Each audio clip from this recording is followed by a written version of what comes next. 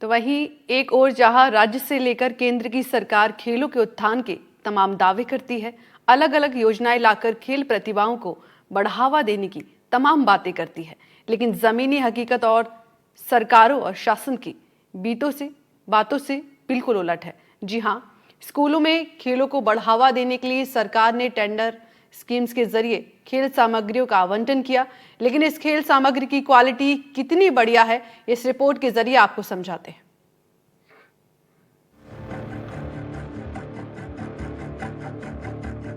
खेल के समान में खेल। जी हाँ, राजस्थान के स्कूलों को दी जा रही खेल सामग्री में बड़ा झोल देखने को मिल रहा है, क्योंकि एक तो सत्र पूरा होने पर है और खेल का सामान अब सप्लाई किया जा रहा है। वहीं दूसरी ओर खेल सामग्री की गुणवत्ता पर सवाल खड़े हो रहे हैं। स्कूलों में सप्लाई की गई खेल सामग्री की गुणवत्ता देखकर शारीरिक शिक्षकों के साथ खिलाड़ी भी मायूस हो गए हैं, क्योंकि स्कूलों को जरूरत के अनुसार खेल सामग्री नहीं दी गई है और न ही खेल सामग्री खेलने लायक दी गई है।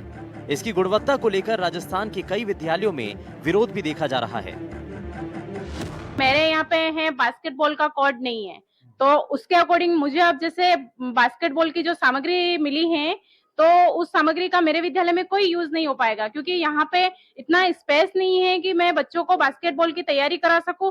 मेरे यहाँ पे नॉर्मल गेम चलते हैं, वॉलीबॉल है, जैसे खो खो है, कबड्डी है, मैं सिंगल गेम ले लेती हूँ जैसे 100 मीटर 200 मीटर इस तरह से। तो उस जो गेम है, उन गेम की जो इक्विपमेंट होते हैं, वो इक्विपमेंट मुझे नहीं मिले हैं।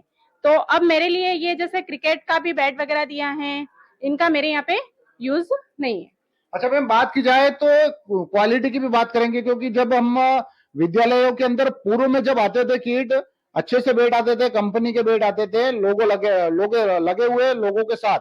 लेकिन इस बार कुछ प्लास्टिक के आइटम की बढ़ोतरी हुई है, यानी कि किट में लगभग जो आइटम देखे जा रहे हैं वो लगभग प्लास्टिक का आइटम है। तो इन प्लास्टिक के आइटम की क्वालिटी भी इतनी सही नहीं है कि बच्चे लंबे समय तक इसका इस्तेमाल कर सके। इस मैडम, इसके बारे में क्या कहेंगे आप?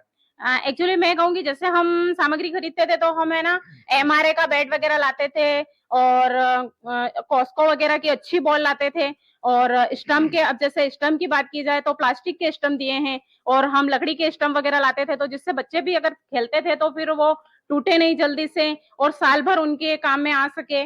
और इसमें जो दिया है, प्लास्टिक का आइटम दिया है, ये तो एक बार या 2 बार खेलेंगे बच्चे तो ही बैट वगैरह टूट जाएगा।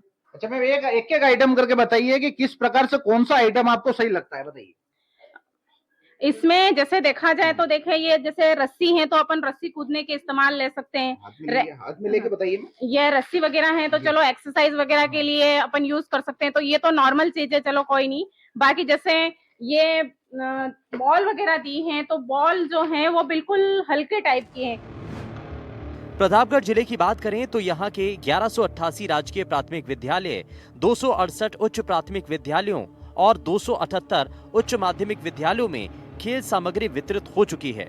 राजकीय प्राथमिक विद्यालय की सामग्री की बात की जाए तो 3,964 रुपए, उच्च प्राथमिक विद्यालय में 7,802 रुपए और उच्च माध्यमिक विद्यालय में 19,992 रुपए की खेल सामग्री पहुंची है। इसी तरह प्रदेश के हर राजकीय विद्यालयों में खेल सामग्री भेजी गई है। दरअसल इस साल प्रदेश के सरकारी विद्यालयों में खेल सामग्री वितरण के लिए राज्य सरकार ने टेंडर प्रक्रिया अपनाई है, लेकिन उनका असर स्कूलों पर उल्टा पड़ता दिखाई दे रहा है, क्योंकि स्कूलों में खेलों को बढ़ावा देने का दावा करने वाले शिक्षा विभाग में आखिर इस तरह की घटिया खेल सामग्री क्यों वितरित की गई, ये बड़ा सवाल है। अब स्कूलों में परीक्षाओं का दौर जारी है, ऐसे में ये सामग्री आ भी गई तो अगले सत्र में इस्तेमाल शुरू होगा, जबकि अभी तक स्कूल प्रबंधन सामग्री खरीदता था, लेकिन पहली बार इस तरह की टेंडर प्रक्रिया हुई है, लेकिन हालात नहीं बदले। इस बार स्पोर्ट्स किट का वितरण राज्य स्तर पर केंद्रीय रूप में क्रय किए गए हैं और संपूर्ण राजस्थान में उनका वितरण किया गया है। मैंने भी सूचियां देखी है उनकी और सामग्री भी देखी है। ये सही है कि कुछ स्थानों पर जो खेल मैदान नहीं है उनकी सामग्री आई है, और कुछ मैदान वहाँ खेल चलते हैं पर उनकी सामग्री नहीं पहुंची। तो ऐसा स्वाभाविक है, जब बड़े लेवल पर और केंद्रीय स्तर पर जब अपन कोई काम करते हैं तो कुछ विद्यालयों में कुछ खेल सामग्री नहीं मिलती है, कुछ को अनावश्यक भी मिल जाती होगी, लेकिन सारी सामग्री का उपयोग हमारे शिक्षक कर लेंगे, ऐसा हमारा विश्वास है। सर, क्वालिटी की बात करेंगे हम, जब हर वर्ष सर शिक्षा विभाग की ओर से अपने अपने स्तर पे विद्यालय जब खेल सामग्री खरीदता था तो कहीं ना कहीं सर बॉल की बात करेंगे, निविया की बॉल होती थी, बल्ले कंपनी के होते थे। सर इस बार जो किट आई है उसमें सर किसी प्रकार की कोई कंपनी ऐसी नहीं है कि जिनका कोई उच्च स्तर पे प्रचार हो या उसे जानते हो।